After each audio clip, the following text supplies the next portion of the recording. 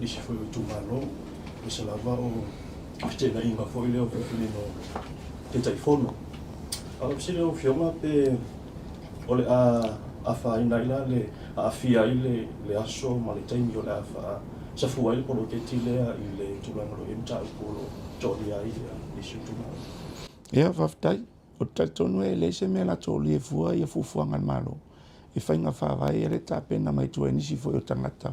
Lo tato whaalongo ma tato au tilo fo I ata lo au mai lunga I le pengata whailangi. Mo le tōsi la fia e le mwhaion tau fia I le process ma whainga o le malo o le o tāpena. E le tau fia I fo I whainga o tau mwhail malo mo se le lenga. Ma manuia o tangata I tua I tu malo. A whapea mo lo tōsi la fia lo tōsi sila iai. E lo whapea o nu uma. Na o nai tangata. Ia au tangata fo o lo la lango I le isi vaenga whai. A o te taltonu a whapea e tuu se me wale whingalo loto maulalo. Ia o tapuai.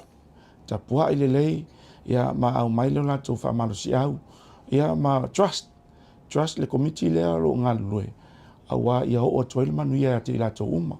Wa pole ale le mele tu pul taimine ia ata au fia tu nel bloke telnu wa fiki umale el nu atoa ana na tamai matai ia e pito mai luma mai o lato fasea ai la afia umale la tele nu pole la tele fo ele tu malo o le mele ele fa pe la ta au fia pe fufuanga malo awase manuia o tato atunu ia ma tato I tu malo